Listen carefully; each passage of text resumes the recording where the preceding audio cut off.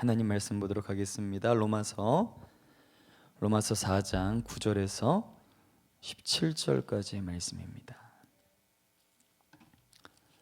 로마서 4장 9절에서 17절의 말씀입니다. 우리 한 절씩 교독하도록 하겠습니다. 하나님의 말씀입니다.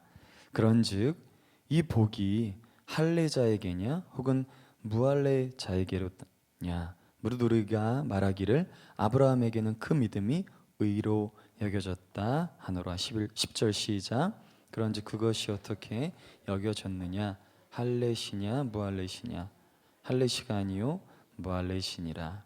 그가 할례의 표를 받은 것은 무할례시에 믿음으로 된 의를 인친 것이니 이는 무할례자로서 믿는 모든 자의 조상이 되어 그들도 의로 여기심을 얻게 하려 하심이라. 또한 할례자의 조상이 되었나니 곧 할례 받을 자뿐에게 아니라 우리 조상 아브라함이 무할례시에 가졌던 믿음의 자취를 따르는 자들에게도 그러하니라. 아브라함이나 그 후손에게 세상의 상속자가 되리라고 하신 언약은 율법으로 말미암은 것이 아니요 오직 믿음의 의로 말미암은 것이니라. 만일 율법에 속한 자들이 상속자이면 믿음은 헛것이 되고 약속은 파기되었느니라. 율법은 진노를 이루게 하나니 율법이 없는 곳에는 범법도 없느니라. 그러므로 상속자가 되는 그것이 은혜에 속하기 위하여 믿음으로 되나니 이는 그 약속을 그 모든 후손에게 굳게 하려 하심이라. 율법에 속한 자에게 뿐만 아니라 아브라함의 믿음에 속한 자에게도 그러하니 아브라함은 우리 모든 사람의 조상이라. 우리 함께 읽도록 합니다. 기록된 바 내가 너를 많은 민족의 조상으로 세웠다 하심과 같으니 그가 믿은 바 하나님은 죽은 자를 살리시며 없는 것을 있는 것으로 부르시는 이시니라. 아멘. 할렐루야. 아멘. 오늘 하루도 우리 모두가 말씀 충만하여 성령 충만할 수 있기를 간절히 소망합니다. 저는 본문 말씀을 가지고 놓아주지 않으시는 하나님. 어떤 하나님이요? 놓아주지 않으시는 하나님이란 제목으로 함께 하나님의 말씀을 나누도록 하겠습니다. 제가 고등학생 때 제가 섬기는 교회에서 이 중고등학교 여름 수련회를 전도 훈련하는 곳으로 보낸 적이 있습니다. 이 수원 아시죠? 경기도 수원의 한 학교를 빌려서 이 전국 각지에서 온 친구들과 함께 자그마치 3박 4일 동안 집중 훈련을 받고 이제 하루는 훈련을 받았으니까 실습을 한번 해봐야죠. 그래서 이제 하루는 수원의 남문시장 아시죠? 예, 그 시장과 그리고 역전을 돌면서 전도를 하게 되었습니다. 듣고 나가서 전한다는 게 쉬울까요? 어려울까요? 그 당시에는 굉장히 어렵고 힘들었습니다. 그래서 첫날은요 가게에 숨어서 시간이 가기만을 기다린 적도 있었어요. 그런데 어느 날은 어떤 용기에서인지 지나가던 아저씨를 붙잡고는 제가 이렇게 이야기했습니다. 아저씨 예수 믿으세요? 이렇게 이야기했어요. 그런데 지금도 그분의 대답이 너무 선명하게 기억이 되는데 그분이 이렇게 말씀하시는 거예요. 나는 죄가 없어 라고 이렇게 대답을 하시는 것이었어요. 여러분, 전도를 하다 보면 자신을 굉장히 의롭다고 그리고 도덕적으로 흠이 없다라고 생각하는 분들이 있습니다. 그런데 성경은, 하나님의 말씀은 로마서 3장 23절에 이렇게 고백하죠.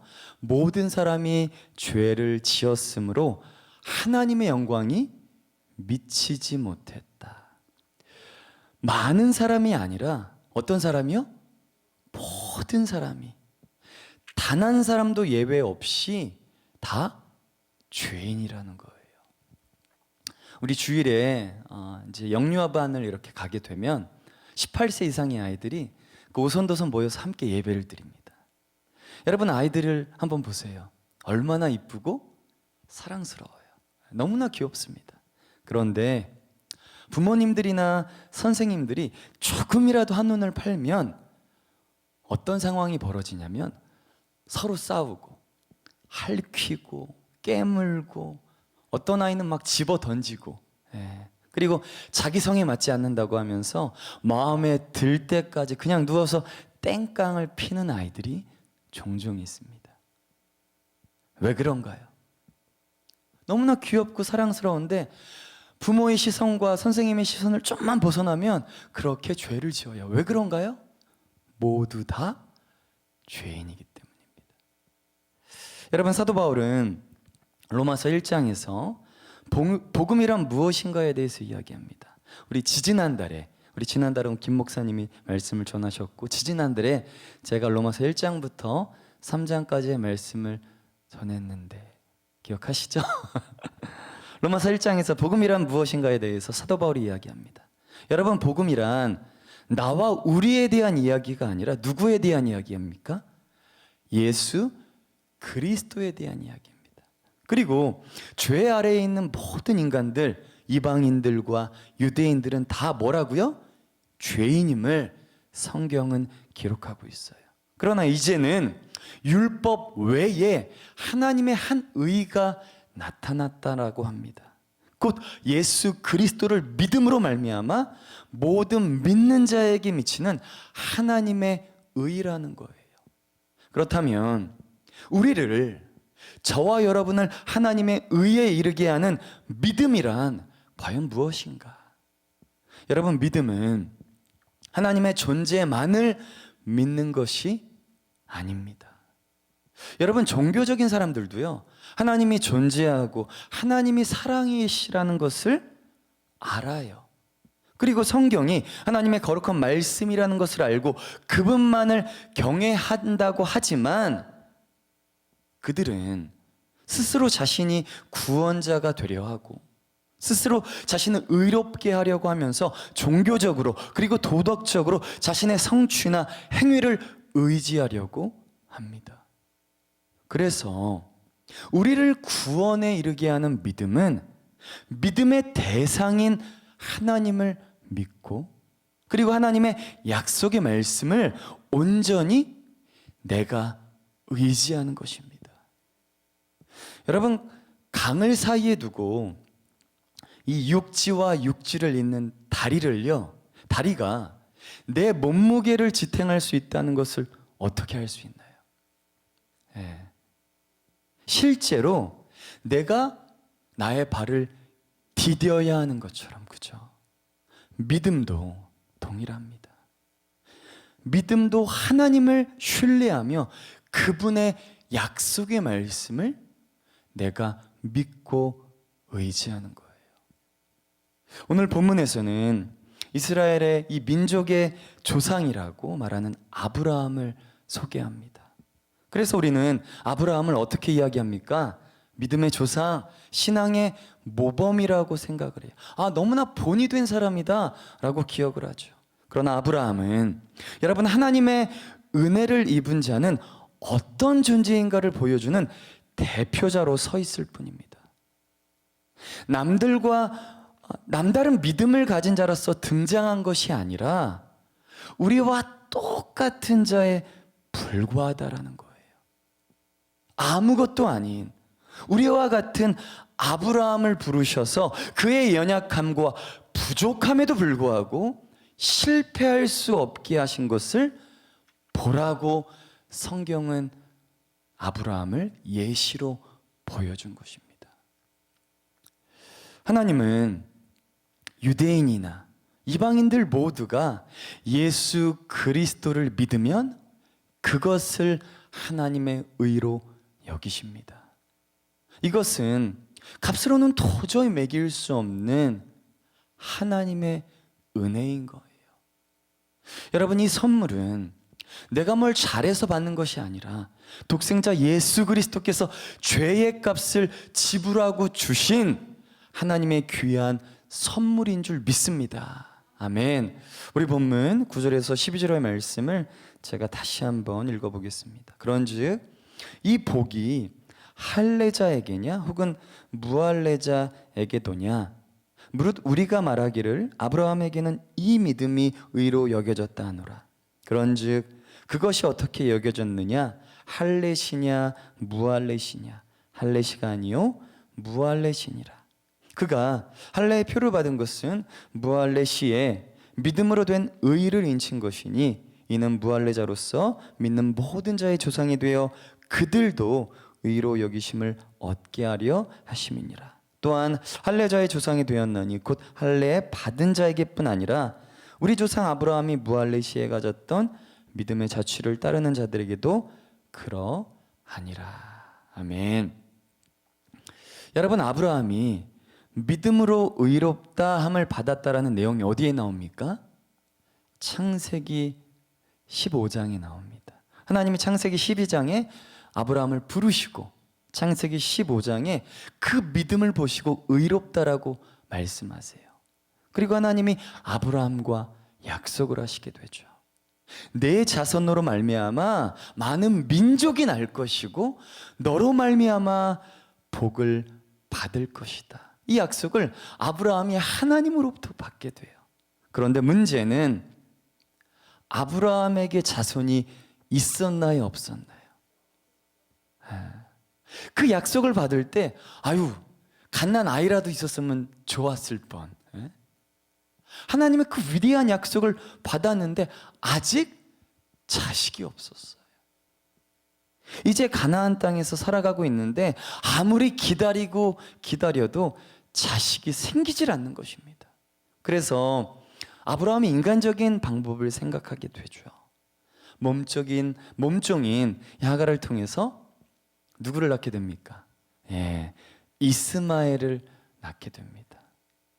아브라함이 여러분 이스마엘을 낳았을 때 그 나이가 86세였습니다. 그리고 13년이라는 시간이 흘렀어요. 아브라함이 86세에 이스마엘을 낳았고 13년이 지났으니까 몇 살이에요? 86 더하기 13 하면 99죠. 아브라함의 나이가 99세가 되었을 때 하나님이 창세기 17장에 다시 한번 그의 인생 가운데 나타나십니다. 여러분 13년 동안 이스마엘이 자라는 동안 하나님이 침묵하셨던 것이었어요. 1절 계시하지도 않고 말씀도 안 하셨다라는 겁니다. 하나님이 아브라함 앞에서 자그만치 13년 동안 아무런 말씀을 안 하셨어요. 그래서 저와 여러분에게 가장 무섭고 두려운 건 무엇입니까? 하나님의 침묵이에요. 그리고 13년의 침묵을 깨시고 하나님이 드디어 아브라함 앞에 나타나시는데 무엇라고 고백하십니까? 자신을 소개하세요. 나는 전능자 하나님이라. 너는 내 앞에서 행하여 완전하라 라고 선포하셨어요. 그리고 나서 하나님께서 아브라함에게 무엇을 명하시냐면 할례를 명하십니다. 그렇다면 여러분 할례가 먼저인가요? 아니면 믿음으로 의인이라 칭함을 받은 것이 먼저였나요? 할렐루야? 제가 지금까지 다 설명을 했어요. 믿음으로 의인이라 칭함을 받은 것이 먼저였습니다. 그리고 이스마엘이 태어나고 그리고 창세기 17장에 할례를 명하신 거잖아요.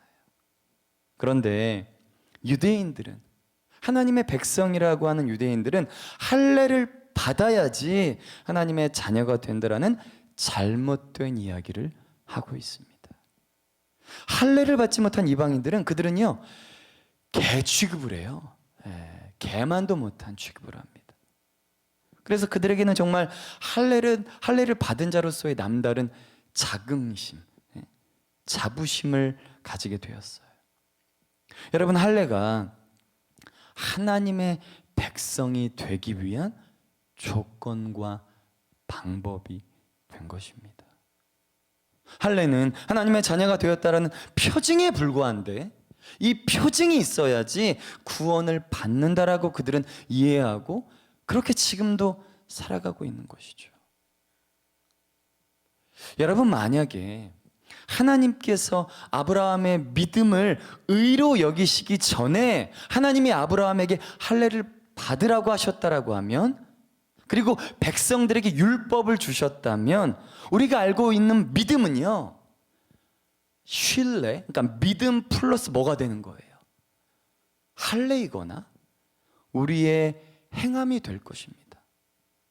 그러나 아브라함은 할례 전에 믿음으로 구원을 받았고, 그리고 그것은 모세에게 율법을 주기 전에 그들에게 구원의 선물, 홍해를 가르는 그 은혜를 허락하셨어요.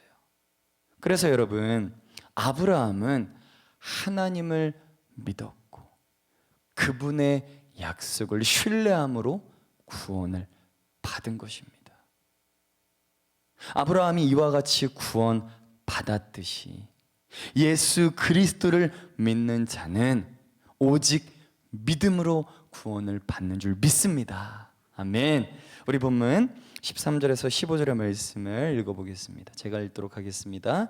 아브라함이나 그 후손에게 세상의 상속자가 되리라고 하신 언약은 율법으로 말미암은 것이 아니요 오직 믿음의 의로 말미암은 것이니라. 만일 율법에 속한 자들이 상속자이면 믿음은 헛것이 되고 약속은 파기되었느니라. 율법은 진노를 이루게 하나니 율법이 없는 곳에는 범법도 없느니라. 아멘. 사도 바울은 믿음의 조상이라고 불리는 아브라함에게 하나님께서 너는 복의 근원이 되고 열국의 아비가 되고 내 후손들이 하늘의 별처럼, 한번 생각해 보세요. 내 자손들이 하늘의 별처럼, 그리고 바다에 모래같이 되리라 라고 약속을 주신 것은 그가 무엇을 이루었기 때문이 아니었다라고 고백합니다.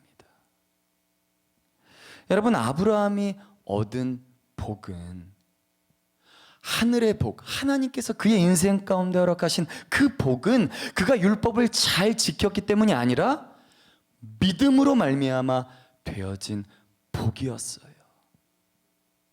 보세요. 이스라엘 백성들이 홍해를 먼저 건너갔나요? 아니면 시내산에서 율법을 먼저 받았나요? 홍해를 건너고 나서 시내산에 도착하자마자 하나님께서 모세를 통해서 이스라엘 민족 가운데 율법을 허락하신 거잖아요. 여러분, 율법이라는 것은 세 가지의 기능이 있다라고 제가 2달 전에 말씀을 드렸는데 먼저 죄를 드러내고, 그리고 우리가 죄를 지었을 때 그 죄를 정죄하고, 그리고 그 죄를 짓도록 유발한다. 하지 마라고 하면 우리는 어떤 마음이 들어요? 더 하고 싶은 마음이 들잖아요.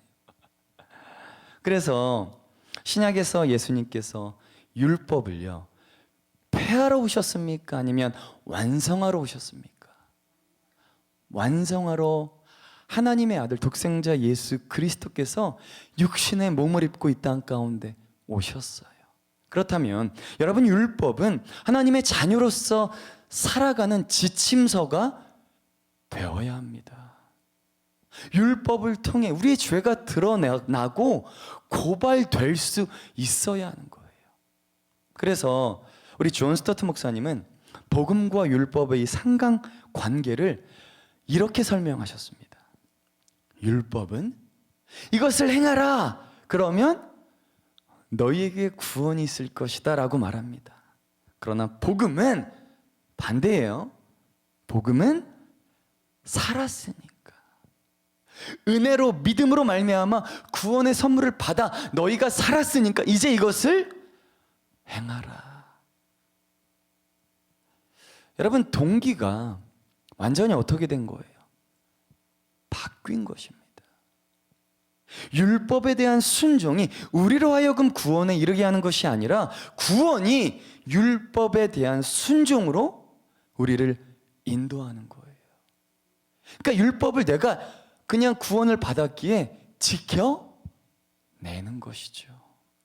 죄를 짓지 않도록 내가 살아가는 것입니다. 그런데 이 믿지 않는 자들에게 믿음으로 얻는 구원을 이야기하면 이것을 굉장히 어려워하시는 분들이 계세요. 불편해하십니다.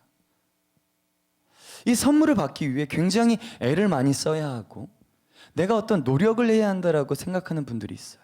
그리고 하나님께서 우리의 믿음을 의로 여기시고 구원을 그냥 선물로 주시는 것이라고 이야기하면 It's not fair. 공평하지 않다라고 생각하는 분들이 있습니다. 여러분, 모든 인류의 문제는 행위로 구원을 얻는다라는 생각에서 출발합니다. 세상에 정말 수많은 종교들이 있죠. 불교가 있고 힌두교가 있고 이슬람 잡다한 종교들이 참 많습니다. 그런데 그들의 일관된 가르침은 행위로 의로워질 수 있다는 거예요. 선을 행해야지만 구원에 이르고 그들이 말하는 천국에 갈 수 있다라고 이야기합니다. 여러분 한번 생각해 보세요. 생각해 보시는 거예요. 정말입니다. 제가 제 평생 제 삶에 대한 메모를 해가면서 착한 일과 나쁜 일을 다 적어놨어요. 책 10권 정도 해가지고. 그런데 제가 믿고 있는 건 선행을 100개 해야지만, 좋은 일을 100가지를 해야지만 구원에 이를 수 있다고 생각을 한 거예요. 그런데 제가 이제 죽기 전에 제가 한 일을, 제가 한 착한 일을 세보니까 101가지네. 그럼 내가 생각하기에 나는 어디 가는 거야? 천국을 가는 거죠. 그리고 나서 이제 죽었어요. 그리고 신 앞에 섰어요. 그런데 신께서 내가 꼼꼼히 메모를 해가며 선행을 한 것 중에 2가지가 나쁜 일이었다라는 거예요. 나는 분명히 그걸 카운트해서 101가지라고 생각을 해서 딱 신 앞에 섰는데 그 중에 2가지가 잘못됐다라는 겁니다. 그럼 나는 99개의 선행을 했으니까 어딜 가야 되는 거예요? 지옥을 가게 되는 것이죠. 여러분, 얼마나 억울합니까? 나는 101가지라고 생각을 했는데 신은 아니다, 2개 너가 잘못 카운트한 거야 라고 하면서 지옥을 보내려고 하니까 얼마나 억울해요. 너무나 억울한 나머지 나도 모르게 신의 그 바짓가랑이를 상상을 하는 겁니다. 바짓가랑이를 잡고는 한 번만 봐달라고 애원을 했어요. 그래서 신이 너무나 저를 불쌍히 여겨서 국률한 마음으로 에휴, 다른 사람한테 얘기하지 마, 너만 보내주는 거야 라고 하면서 천국을 보내줬어요. 그럼 98개로 지옥에 간 다른 사람들은 어떻게 이야기할 수 있습니까? 나는 그죠, 공평하지 않은 거죠.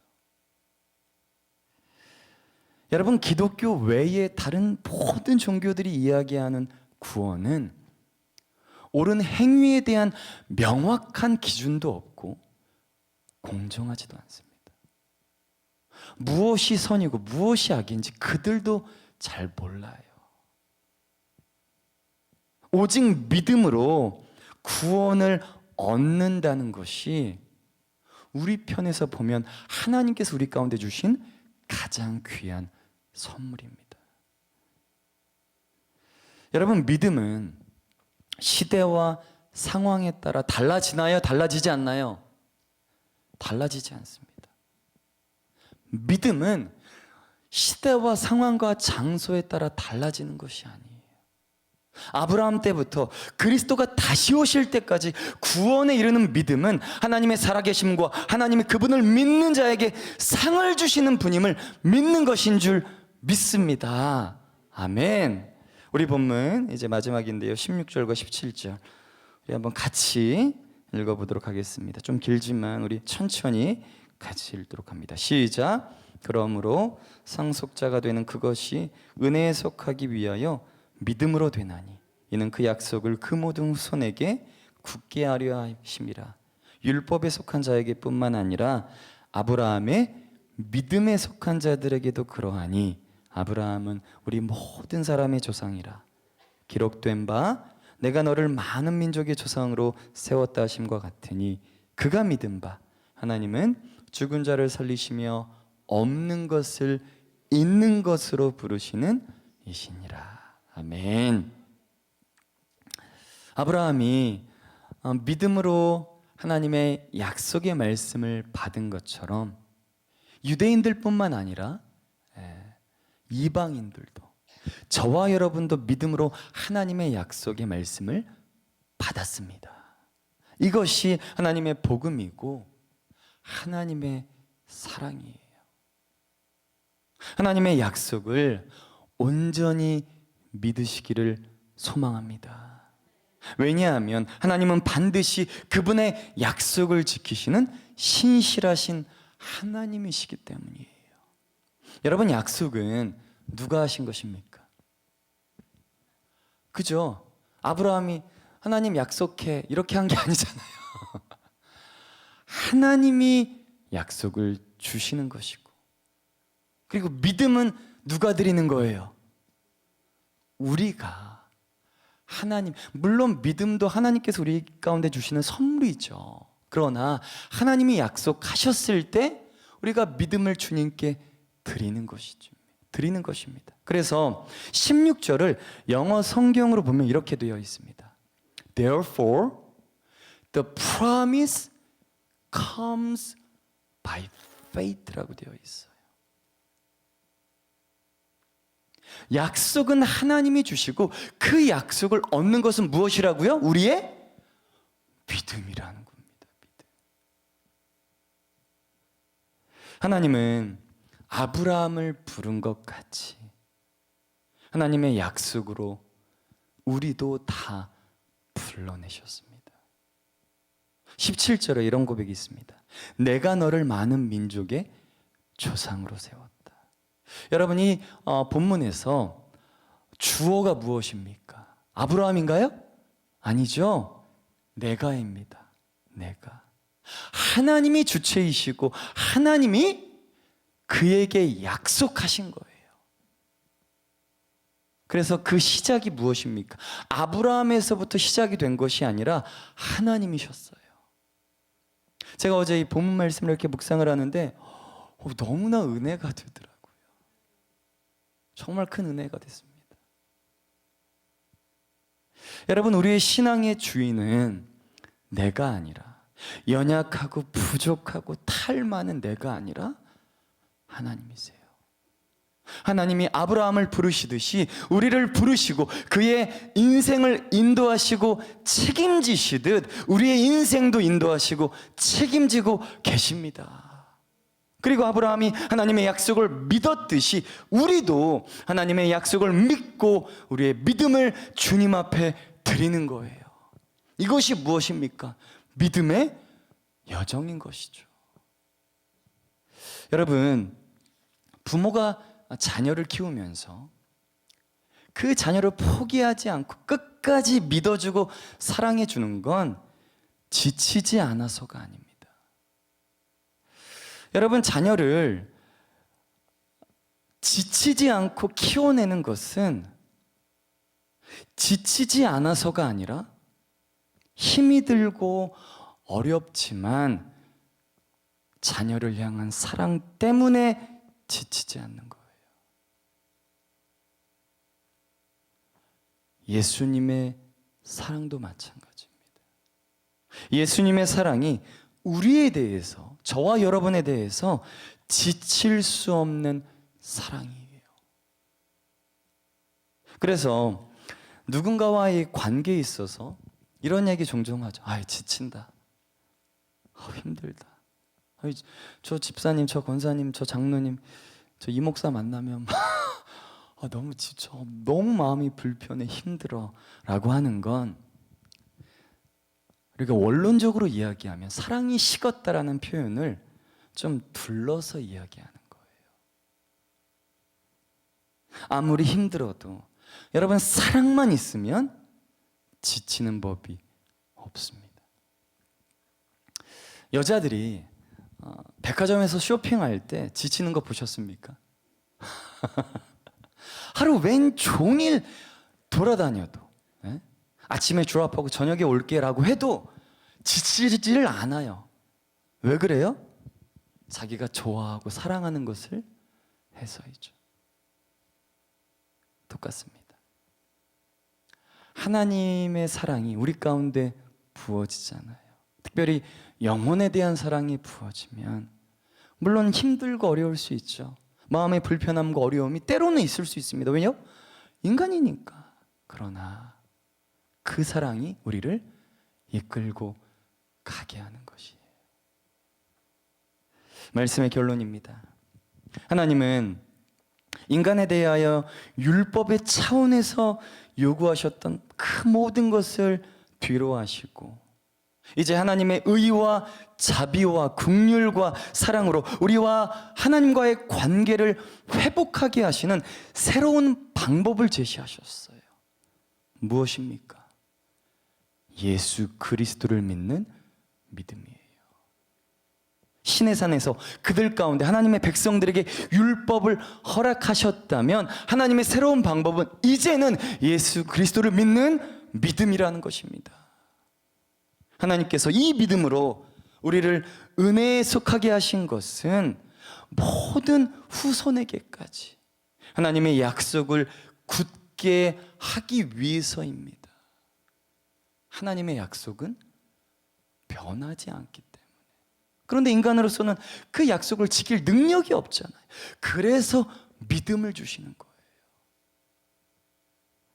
연약하고 부족하고 흠 많은 아브라함을 부르셔서 실패할 수 없게 하신 것처럼 주님은 저와 여러분을 부르셨습니다.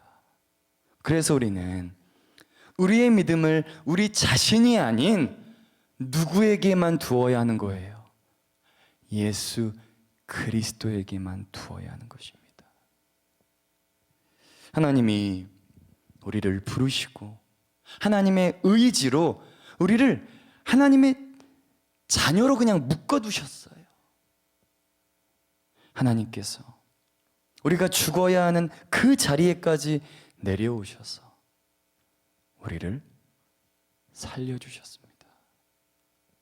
하나님은 우리를 놓아주지 않으시는 신실하신 하나님이신 줄 믿습니다. 그 하나님께 우리가 믿음을 드리는 우리 모두가 되기를 간절히 소망합니다. 아멘.